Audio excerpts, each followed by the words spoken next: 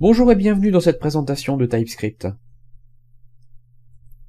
Alors dans un premier temps, nous allons aborder les limites de JavaScript.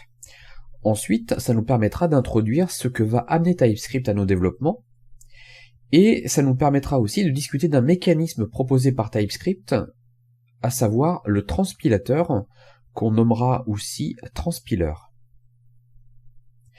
Alors quelles sont les limites de JavaScript? Eh bien dans un premier temps, vous savez que JavaScript n'est pas typé. Pour être plus précis, JavaScript n'est pas fortement typé. C'est-à-dire que vous savez que l'instruction typeof existe en JavaScript, ce qui nous laisserait donc penser que JavaScript est typé. En fait, il est bien sûr typé, puisque on verra un peu plus tard ce qu'est exactement la notion de type, mais il n'est pas typé directement dans notre code source. C'est-à-dire que c'est JavaScript, lors de l'exécution du code, qui va déterminer le type d'une variable à partir de la valeur d'initialisation d'une variable.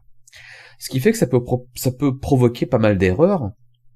Par exemple, si nous initialisons une variable avec une chaîne de caractères et plus loin la même variable avec un nombre, tout ça est possible en JavaScript, alors que la plupart du temps ça sera impossible avec un langage. C'est une forme de sécurité de mettre des types dans le code source de façon à garantir qu'une variable ne peut contenir qu'un seul type de données. Alors, il faut bien comprendre aussi que le problème va surtout être dans le passage de paramètres à des fonctions. Imaginez une fonction somme. Si vous lui passez en paramètre 2 entiers, eh bien en fait elle renverra bien la somme de 2 entiers.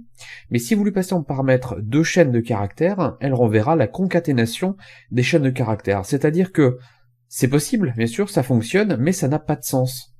Donc l'intérêt des types, vous l'avez compris, c'est de garantir une cohérence dans notre code et permettre aussi la vérification par un outil de la cohérence des données passées en paramètres à des fonctions ou des données utilisées pour initialiser certaines variables.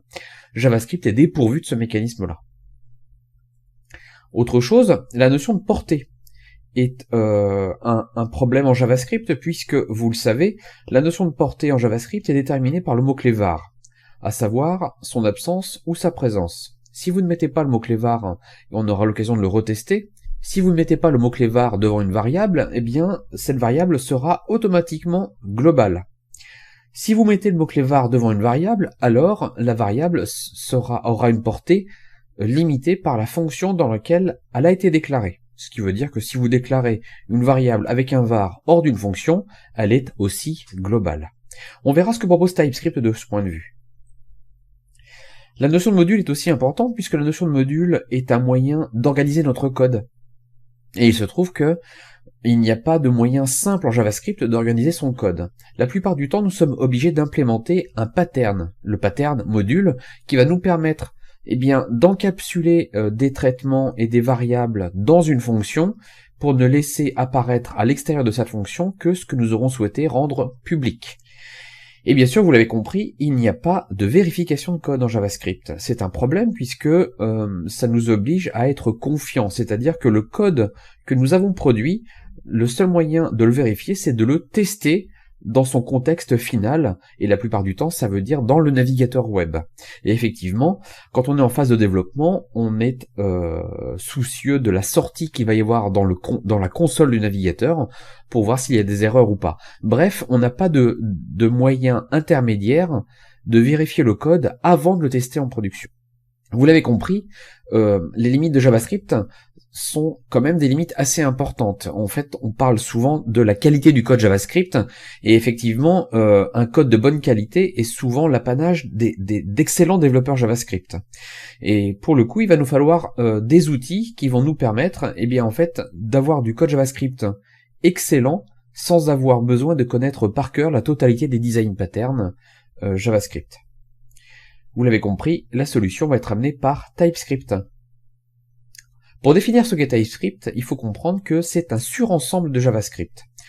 On verra un petit peu plus tard dans un petit schéma où se place TypeScript, mais pour le comprendre en une phrase, un code JavaScript est un code TypeScript valide. C'est-à-dire que vous pouvez très bien coder en JavaScript en faisant du TypeScript, tout ça est valide. Et d'ailleurs, c'est un intérêt pour nous, puisque l'intérêt d'avoir un code JavaScript valide va nous permettre, eh bien, de rendre les migrations aisées. Mais vous devez le comprendre, TypeScript est un surensemble de JavaScript, c'est-à-dire que ça intègre JavaScript, mais ça se place au-dessus pour nous permettre, eh bien, d'améliorer notre production de code JavaScript. TypeScript est un langage conçu par Microsoft. On a évoqué le sujet dans la vidéo précédente qui traitait de Visual Studio Code. Microsoft a conçu le langage TypeScript et nous a aussi proposé un outil pour développer en TypeScript. Il faut bien comprendre que TypeScript devient un langage connu et populaire parce qu'il est utilisé pour le développement d'Angular 2. Angular 2 est sorti en 2016, a été conçu complètement en TypeScript et propose aux développeurs d'utiliser TypeScript également pour le développement d'applications Angular 2.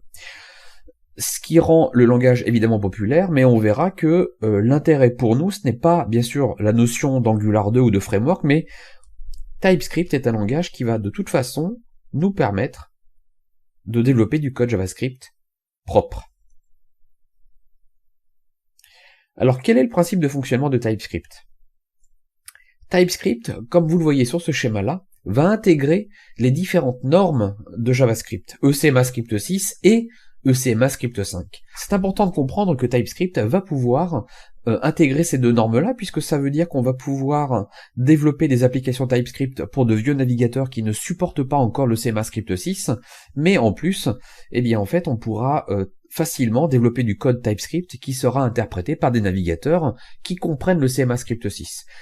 C'est assez intéressant d'avoir ça en tête puisque ça va nous proposer un mécanisme de migration aisée d'une application JavaScript ECMAScript 5 vers de l'ECMAScript 6 également.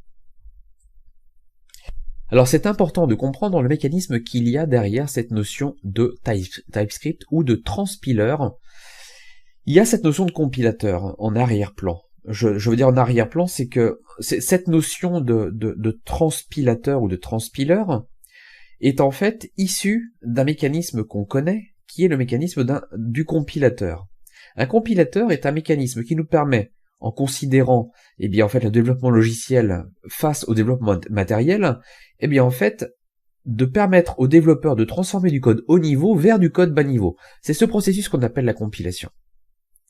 En revanche, le transpiler, son boulot, ça va être justement de ne pas considérer le logiciel face au matériel, puisque nous allons en réalité transformer un code source vers un autre code source, c'est-à-dire prendre le langage TypeScript et le transformer vers du JavaScript.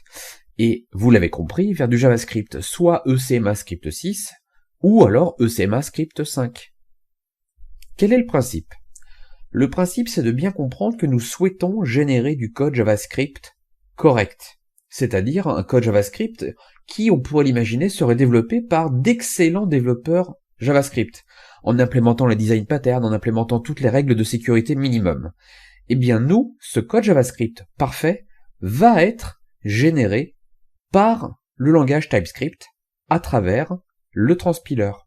Alors bien sûr, il faut bien comprendre que cette notion-là de transformation de code source vers un autre code source existe déjà, puisque regardez, le code CoffeeScript, qui est un autre langage plus ancien que TypeScript, propose déjà cette notion de transformation du code CoffeeScript vers du code JavaScript. Dans la suite des vidéos, nous allons découvrir un petit peu plus en détail ce qu'est TypeScript.